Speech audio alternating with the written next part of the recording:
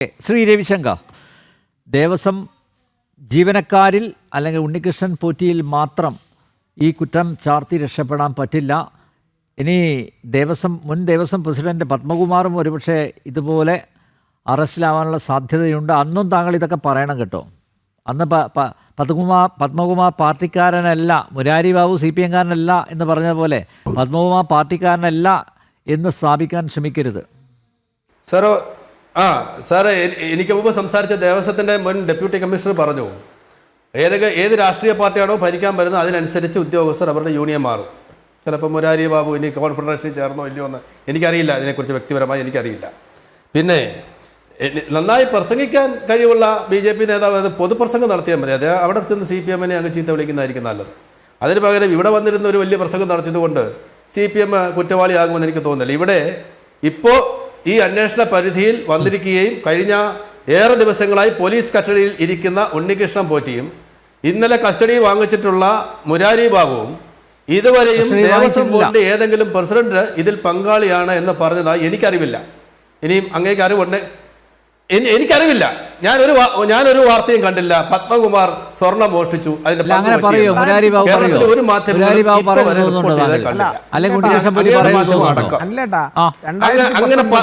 എനിക്കറിയില്ല. ഞാനൊന്ന് പറഞ്ഞോട്ടെ, അദ്ദേഹത്തിന് അനുവാദം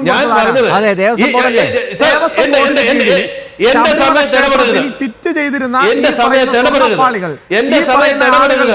ഞാനൊന്ന് പറഞ്ഞോട്ടെ, നിങ്ങളുടെ ചാനലിലുള്ള പ്രശ്നം ഇതാണ്. നിങ്ങളുടെ ചാനലിൽ ചർച്ചയ്ക്ക് വന്നാൽ നിങ്ങൾ സമയം തരില്ല, നിങ്ങൾക്ക് തോന്നുന്നൊക്കെ പറയും. ഞാനൊന്ന് പറഞ്ഞോട്ടെ, നിങ്ങൾ പറഞ്ഞ 30 വർഷത്തെ കാര്യം ആലോചിക്കണമെന്ന്. 30 വർഷത്തെ അല്ല 300 കൊല്ലത്തെ അന്വേഷിക്കാനും ഇവിടെ എന്ത് തടസ്സമാണ് ഉള്ളത്? നിങ്ങൾ കോടതിയിൽ പോയിട്ട് അന്വേഷിക്കണമെന്ന് പറയൂ, അതല്ലേ മാന്യത?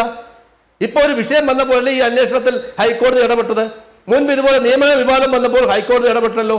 ഇതുപോലെയുള്ള ഏത് കാര്യങ്ങൾ വരുമ്പോഴും ഈ കാര്യങ്ങൾ അന്വേഷിക്കാൻ കോടതിയും കേരളത്തിലെ പോലീസും പോലീസിന് വിശ്വാസമില്ലെങ്കിൽ നരേന്ദ്രമോദി അല്ലേ രാജ്യം ഭരിക്കുന്നത്?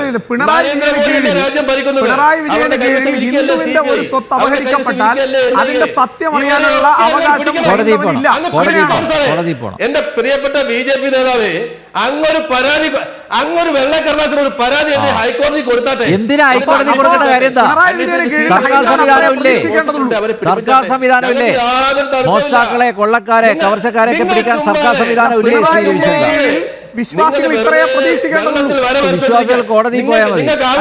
ഒരു കാര്യം ചെയ്യും, ദേവസ്വത്തിന് മന്ത്രി വേണ്ട, ദേവസ്വത്തിന് മന്ത്രി വേണ്ട.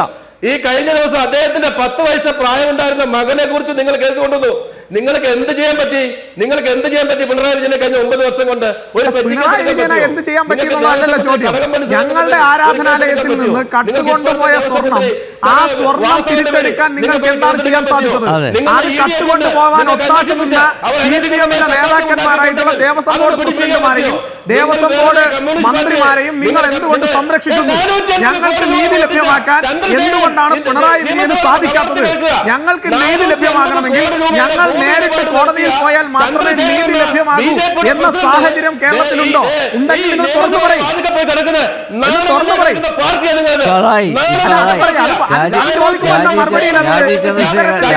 നിങ്ങൾ ഇങ്ങനെ കിടന്ന് ബഹളം വെച്ചത് കൊണ്ടൊന്നും കേരളത്തിൽ ഇത്തരം വിഷയങ്ങളിൽ നിന്ന് നിങ്ങൾക്ക് മാറി നിൽക്കാൻ സാധിക്കില്ല. കേരളത്തിൽ പിണറായി വിജയൻ അയ്യപ്പ സംഗമം നടത്തി കഴിഞ്ഞാൽ അങ്ങ് മുന്നോട്ട് പോയി കളയാമെന്ന് CPM ധരിച്ചു. പക്ഷേ അയ്യപ്പനോടാണ് കളിച്ചത്. ഭഗവാൻ അയ്യപ്പനോട് കളിച്ചിട്ട് അങ്ങനെ ഈസി ആയിട്ട് രക്ഷപ്പെട്ടു പോകാൻ കഴിയും എന്ന് CPM വിചാരിക്കണ്ട. അയ്യപ്പന്റെ നടയിൽ നിന്നെടുത്ത ഓരോ നാണയത്തുട്ടിനും നിങ്ങളെ കൊണ്ട് മറുപടി പറയിക്കാതെ ശബരിമലയുടെ ശാസ്താവ് വിശ്രമിക്കില്ല. മിസ്റ്റർ CPM നേതാവേ, നിങ്ങളത് ഉറപ്പിച്ചോളൂ. ശബരിമല ശാസ്താവിന്റെ നടയിൽ നിന്നെടുത്ത ഓരോ വെള്ളിത്തുട്ടിനും നിങ്ങളുടെ ഓരോ നേതാക്കന്മാരെ കൊണ്ടും ഞങ്ങളെ കണക്ക് പറയിച്ചിരിക്കും. ഒരു സംശയവും നിങ്ങൾക്കതിന് വേണ്ട. നിങ്ങളത് ഭയക്കണം തന്നെ വേണം. ഞങ്ങൾ ഭയന്ന് തന്നെ മുന്നോട്ട് പോകേണ്ടി വരും. ഒരു സംശയവും വേണ്ട നിങ്ങൾക്കതിൽ.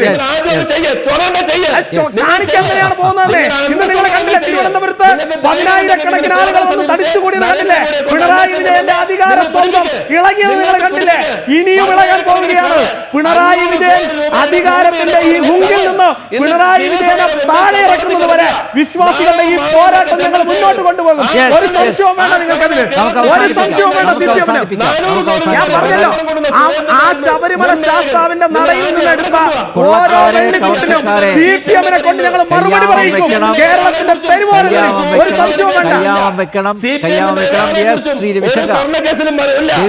നമുക്ക് അവസാനിപ്പിക്കാം. പിണറായി വിജയനെതിരെ അഴിമതി ആരോപണമില്ലെന്ന് പറയുന്ന ഏക CPM നേതാവ് താങ്കളായിരിക്കും.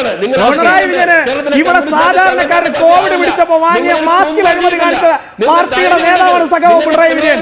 ഇവിടെ സാധാരണക്കാരന് കിറ്റ് വാങ്ങി കൊടുത്തപ്പോ ആ കിറ്റ് വാങ്ങിയ സഞ്ചിയിൽ നിന്ന് കൈയിട്ട് വാരിയ നാണക്കേടിന്റെ പേരാണ് പിണറായി വിജയൻ. അങ്ങനെ അങ്ങ് വിശദീകരിച്ച് കളയരുത്, അങ്ങനെ അങ്ങ് തലപ്പത്തെടുത്ത് ഇരുത്തി കളയല്ലേ.